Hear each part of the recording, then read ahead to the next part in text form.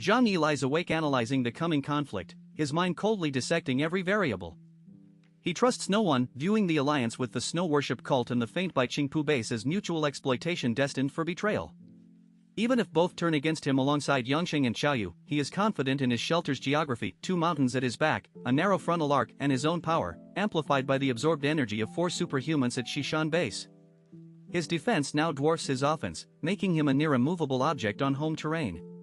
The worst case is retreating underground, but he vows to inflict catastrophic casualties before yielding. This ruthless clarity is interrupted late at night by Zhou Kor's frantic knocking. Yang Xia is convulsing, a white pulse throbbing at her forehead where the ice soul was implanted. Zhang Yi moves instantly, Hua Hua at his heels, ready to sever Yang Xia's spine or end her life the moment she shows signs of alien control. He finds her drenched in sweat, restrained, the light fading. As her breathing steadies and she whispers success, Hua Hua leaps onto the bed, sniffs her thoroughly, and looks to Zhang Yi with calm eyes, the mutant cat's supernatural intuition confirming the woman before him is still Yang Xia, uncorrupted. She has awakened, a support ability that conjures food capable of restoring spent superpower energy.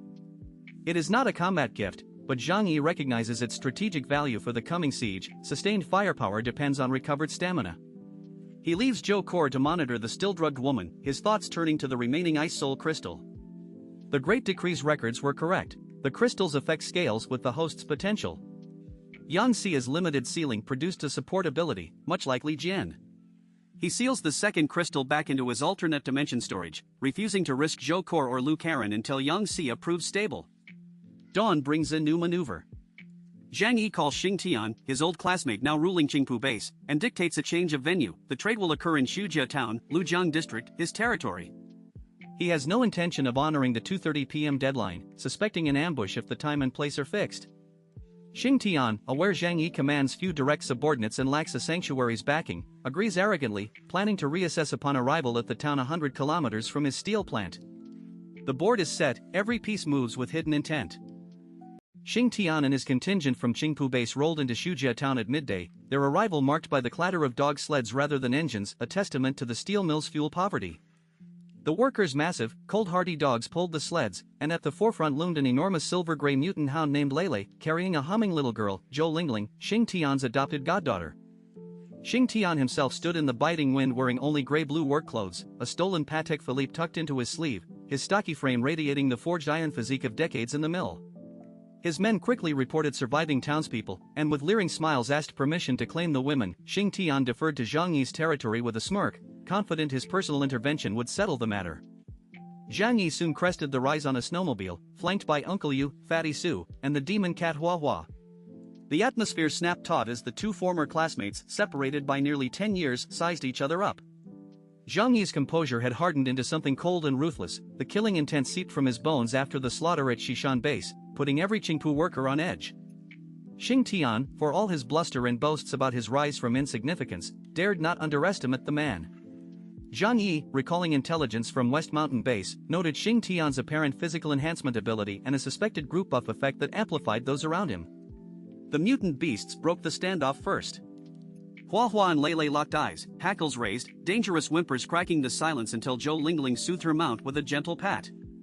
Lele subsided, narrowing its eyes, while Hua Hua held its ground beside Zhang Yi, gaze unblinking.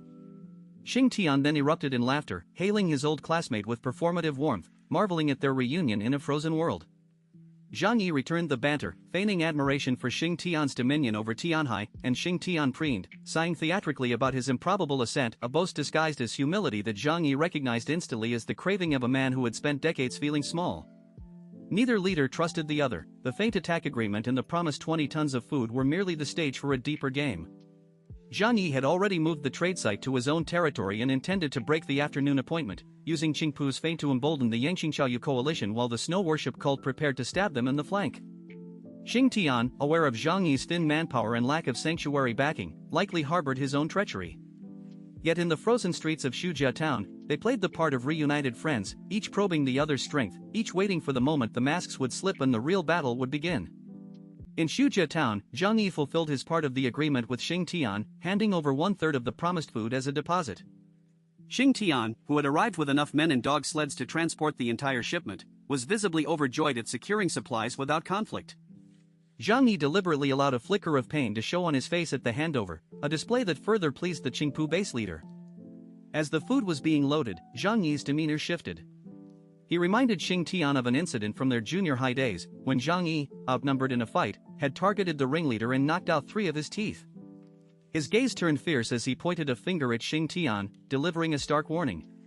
He stated that if Xing Tian betrayed their agreement and joined the attack, Zhang Yi would disregard all other enemies and fight solely to drag Xing Tian and the entire Qingpu base down to mutual destruction, ensuring they could not survive in Tianhai City.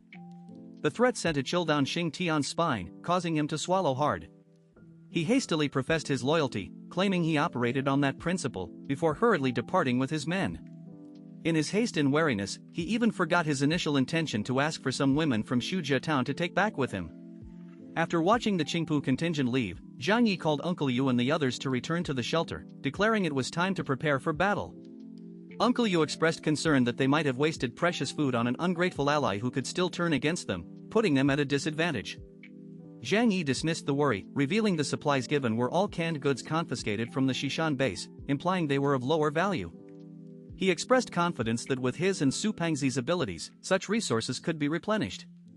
His tone, though gentle, carried absolute confidence as he analyzed Xing Tian's character.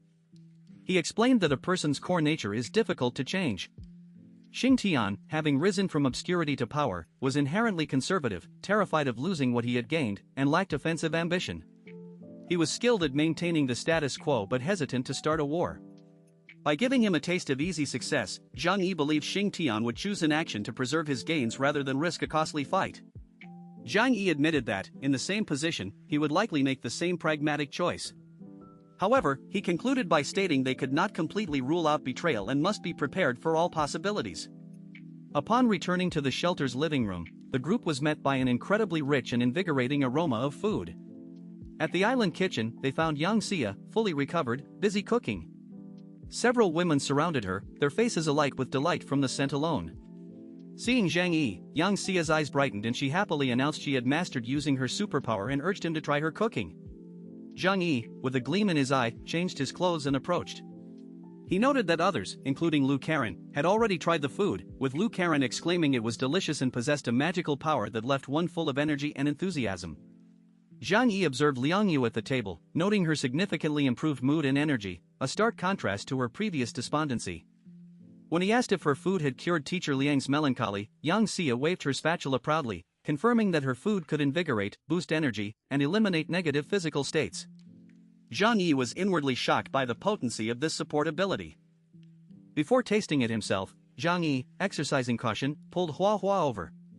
He praised the smell, secretly scooped a spoonful of the chestnut porridge Yang Xia offered, and fed it to the mutant cat. Hua Hua's eyes lit up and she ate it eagerly. Reassured, Zhang Yi took a small sip. Immediately, a strange, refreshing energy surged through his body, washing away all fatigue and leaving him feeling completely revitalized, as if ready to perform 100 push-ups. He couldn't help but exclaim it was good stuff. Hua Hua then pounced, wanting more, and Yang Xia happily served her a bowl.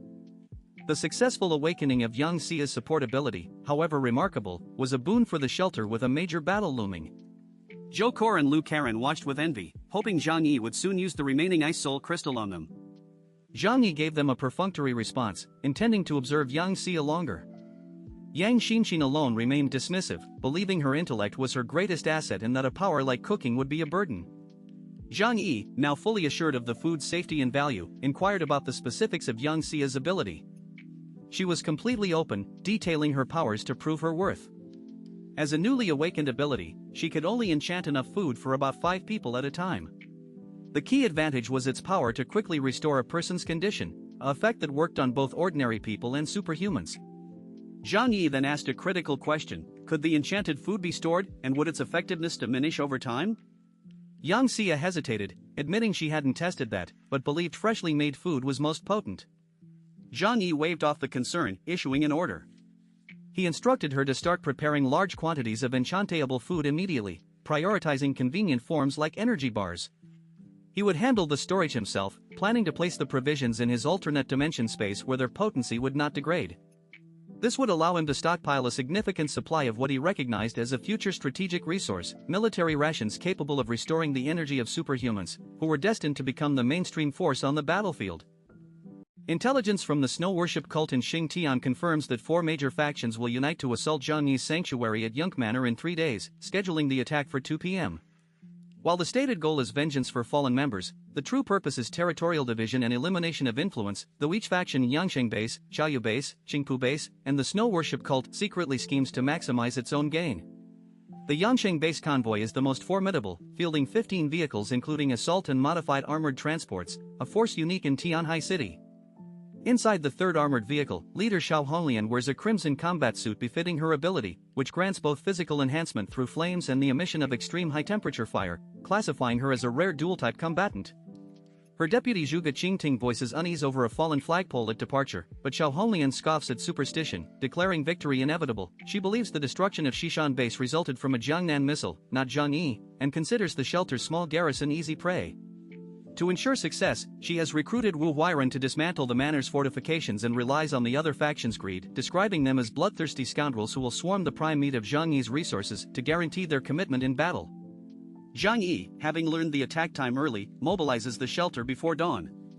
Yunk Manor's geography, backed by 2 connected low mountains resembling a grand chair and fronted by the Lujiang River, forces any assault through the vast open area to the front.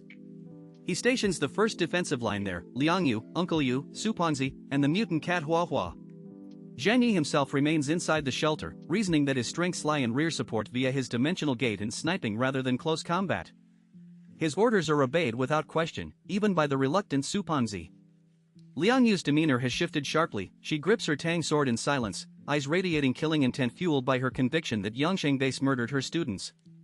As she turns to deploy, Zhang Yi tosses her a sword, her beloved treasured blade Longming, instructing her to return it after the battle. Liang Yu's excitement at reclaiming Longming flashes instantly, followed by an angry stomp and a sharp acknowledgement. The shelter operates on high alert, food stockpiles reduced by the deposit paid to Qingpu Base, while Yangxia mass-produces enchanted rations for Zhang Yi's alternate dimension storage. The coalition advances through wind and snow, unaware of the ice and snow barrier's secrets or the snow worship cult's secret pact with Zhang Yi.